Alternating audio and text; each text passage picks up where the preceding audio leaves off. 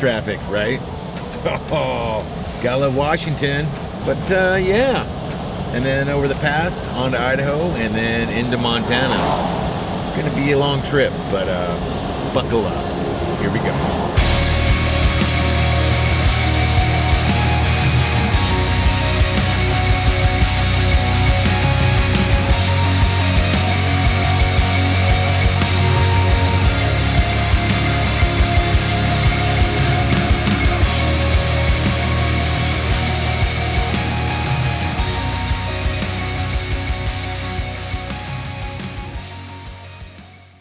How's it going? Hey, how are you today? Good, how are you? Good. Have you had a boat inspection before? I have. All right. I'm just gonna ask you a quick few questions, okay? Yep, I'm smuggling fruit, I'm smuggling people. Perfect. All right, my partner will do the inspection. All right, awesome, thank you. Getting their fingers all over my boat. All right, we're all good to go. Perfect, thank you. Have a good day. You too. We've got so much illegal fruit in the car.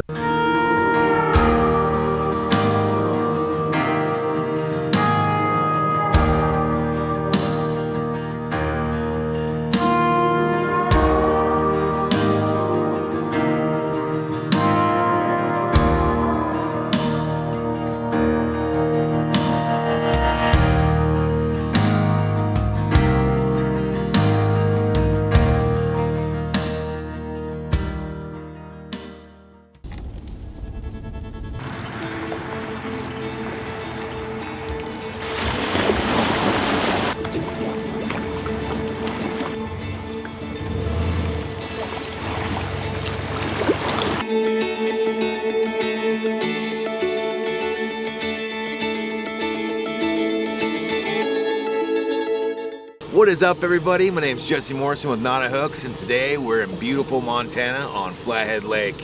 This place it's epic. You guys, this is definitely a bucket list place to go fishing, and I would strongly recommend checking this lake out. It has everything you need for big fish here. Everything. Water, temperature, depth, and surroundings are just excellent on this place. Stick with us today. We hope we can get into some big fish. We're in Mac Alley right now. We're gonna start trolling. Let's go fishing. Yeah, we did. Yeah. So, big fish? At 40 feet. Monster. Well, yeah, look at it. Oh yeah. I'm running a Rad 6-speed chain, and then a small leader for the kind of like a flasher bumper, some 30-pound black P-line braided into the flasher, and then another 6-speed chain into the leader, and then this guy right here.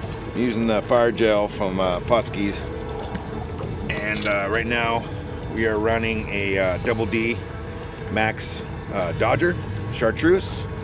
I got about a 18-inch leader, and then I'm running a pink Wicked's lure, double hook kind of set up myself, and then put it all back together on there. What I do is I usually just dunk the hooks in here, a little baptized in some of this goodness, and then let it out and play.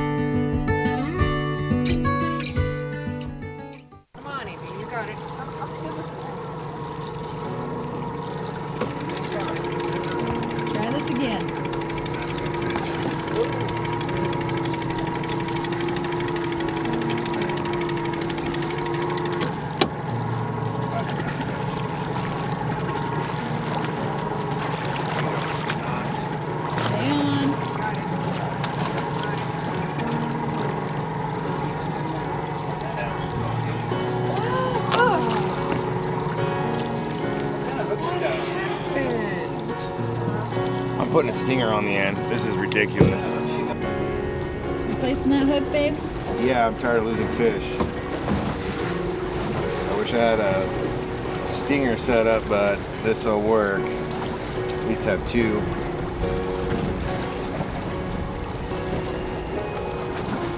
Two hooks set up, which seem to be going for the black and purple and the pink and silver, so seems to be the color working out here. 35 to 40 feet. Usually when we hit one, we're hitting two. Every time we go through them, we're hitting two at the same time, which is crazy. And they keep getting off, which is driving me insane. So, yeah.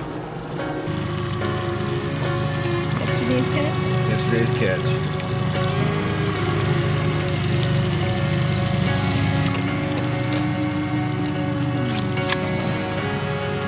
That's actually really pretty neat. Oh my gosh. Look how pretty this meat is. Wow. Is it sand? Yeah, well, eating all that shrimp.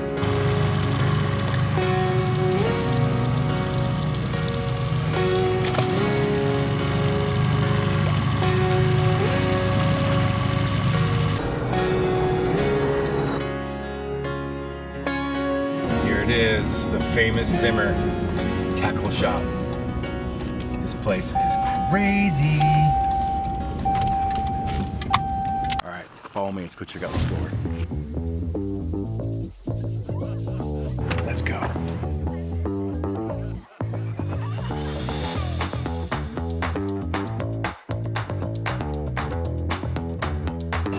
A lot of the stuff that you see is like custom made by like Dick himself.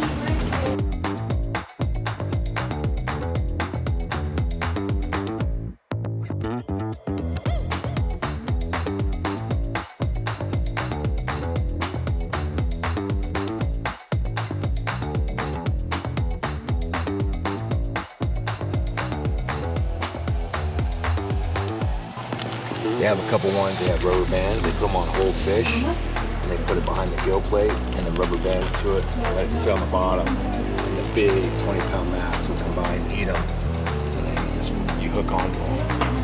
But I think my favorite thing in here are their custom spoons for jigging. Some of these would be just killer on the Puget Sound and out in the ocean too. Some of these. Look at this. Tell me that wouldn't freaking pull out a lingcod or some rockfish. That is just custom painted. Everything's custom here. It's pretty heavy too. 5 ounce. These are 5 ounce jigs.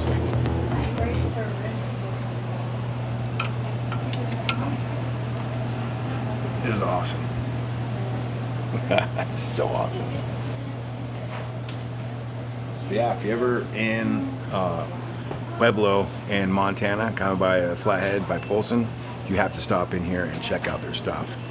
They're more than happy to tell you where to fish, where to get them, pretty much anything for setting up, trolling speed, locations. They're super, super helpful in here. They will get you on the fish, tell you how to do it, go through everything. So if you come to Flathead Lake in Montana, make this one of your stops. This place it's crazy awesome here. I love stores like this and they kind of on the outskirts where everything's custom. I know that he spent his whole entire life, Dick Zimmer, he's been fishing since he was 4 years old on that lake, so he's the guy to talk to. So even phone calls. I was on the boat the other day and I called him. I was like, hey, what trolling speed are you hitting some of the max at? And they're happy to tell you. Get down here when you come across. You'll see it on the road. On the link below, I'll try to give you like the location and address and probably phone number and stuff too, so you guys have a good idea of how to get into contact with him. But this is a gem, guys, especially if you're gonna go fish Flathead Lake. So all right, we're here with Dick Zimmer. He is this particular cleaning some fish. method. There's all kind of methods of filleting fish, and the reason I like this method is because It actually is pretty efficient as far as movement goes, and it's relatively clean. I don't cut into the guts of the fish at all, and so there's none of that gets on the meat or anything. And the idea is I start at the tail end, which a lot of guys don't, because you're going up these fins the spine have a tendency to go back, and so you're going against them. Ah, see, I always like with salmon go the other direction. It takes a little bit of a feel to get by it, but see, I'm kind of walking my way up there. Oh, that's cool. And then I come down to the rib cage, and then I separate the meat from the bones. Okay. That's awesome. Then I go to the other side. And the reason that I make a little cut there is because you lose the substance to push on, and so by doing it this way, you're pulling, and that makes it easier to get that little cut in there. Okay, and here again, I'm going up against the grain, staying as close as I can to the vertebrae. Cut that loose.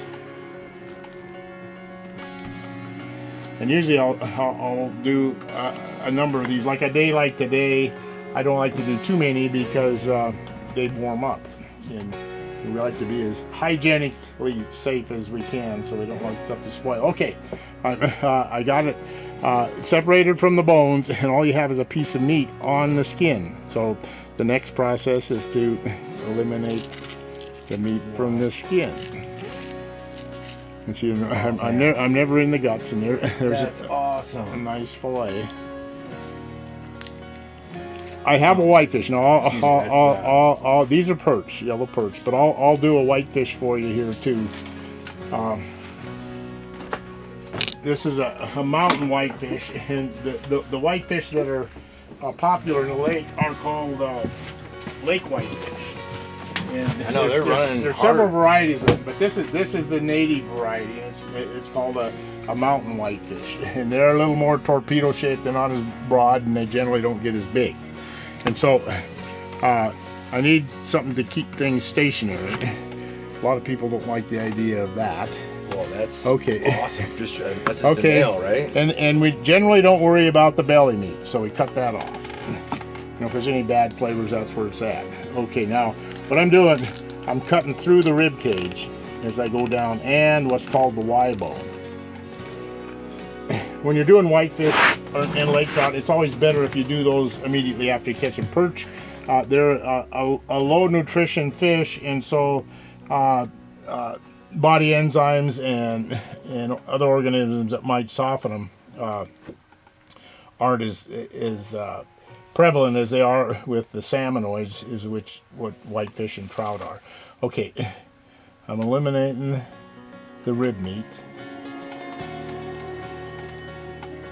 That's awesome. This over here. Okay, now there's another bone called the Y bone, and it goes down to right here. And some people leave that in there. It's a small bone, and they think that you're not going to have a trouble choking on it, so they leave them in there. But they're uncomfortable when you're trying to eat it. Okay, now whitefish don't have real tough skin, so oftentimes there's a problem with, especially because this board is a little rough. There's a problem with cutting into the skin, but I think I'm doing all right now. When you're using a fillet knife, if you push down, that has a tendency to tip the blade up a little bit. Okay. Oh man, if you're able to do that under pressure, I like to see if you're the fillet. Now, the whole side of a fish is a vibration sensor. And see all this red on here? That's nerve tissue, and it tastes bad. And a lot of it will stay on the skin, but a lot of times you'll have a little bit of it that remains. And so to get rid of that flavor, it's kind of sour. Fishy flavor. No, it's fishy. Okay. I was filleting a lake trout for some folks one time, and I was about ready to cut that off there, and the lady said, "Don't do that. We want it to taste like fish." So I thought, okay. Okay, so I get his. You don't have to get all of it off. It's just, it's just do it kind of. Well, if you know, you know. Yeah. Okay, and then okay, that Y bone, I scored it, but I didn't cut all the way through. This fish is a little soft, but okay. So now I'm cutting the Y bone out. I could taste the fish tacos already. Yeah. Yum. The whitefish are going pretty good by long arm right now, aren't they? Or big arm, yeah. Or big arm. Yeah, they didn't yesterday. We went out there, and that's where we caught all these perch. Let's say this is a little bit soft, so yeah, it's always better to do whitefish in lake trout right there immediately after you catch them. Okay, same thing over on this side. Cut down to the belly. Cut the belly meat off. And there's actually a method where you don't cut through the rib cage, but I've never mastered that one. I can only imagine. People, when they had these contests and they had people cleaning them, they would teach them. See, I got rid of some of the rib bones when I cut that off that way. But if you do a lot of it, you can. That's skill. I can do salmon really good, but then again, it's a larger species and the bones are bigger, so it's a little bit easier for me. But this is definitely okay. Then awesome. That Y bone again.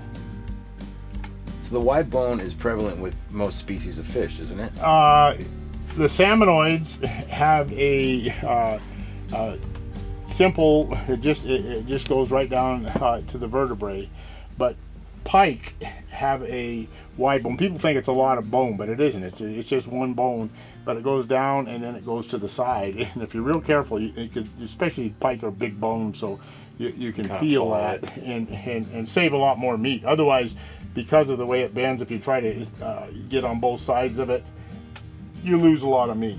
Gotcha. So what is your favorite method for Mackinaw fishing? I'm a jig fisherman. I tell people, you want to troll, I won't get violent, but I'll pout. That's what I've been doing, is trolling. What is your favorite jig for Mackinaw? Recently, I've done really well in Swan Lake and Flathead using something that is an all glow. And the two that I like to use is a Rattle Disaster, which is one of these, or I don't know if I have a. I bought a bunch of Erie jig. These guys. Yeah, and that's one of the standards. This is a one I bought. When you can use two poles, one of them I like to have a bigger, more active lure is an attractor, and then the other jig often more passive, and especially in Flathead Lake, those fish in there aren't as aggressive as say they are in Swan Lake. Thank you so much for your time. I'm gonna let everybody know that comes through here to stop and get stocked up with you. Yeah.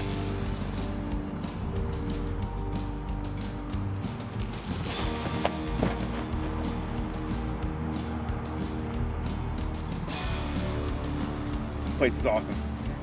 That's word of the day, awesome.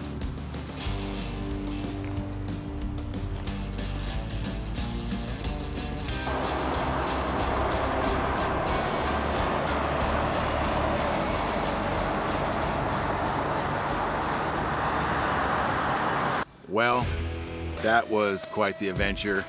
Hopefully I got enough good video for you guys to watch. It won't be as long or extensive like the other videos, but we had some drone problems, we had some camera problems, we had some boat problems, we had some weather problems. Yeah, lots of things we had to kind of pivot throughout the trip, so we only got a little bit of video. But hey, we traveled 10 hours and over 500-600 miles to bring you guys some material, and hope you guys enjoy what we have here for you guys. See you guys on the water.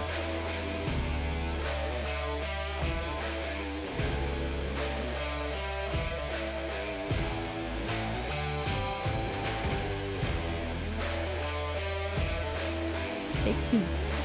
So because everything went chaotically wrong on this trip, we're gonna have to come out here again And this time, we're not gonna mess around. We're gonna bring the boys, and we're gonna just go out there and slay fish.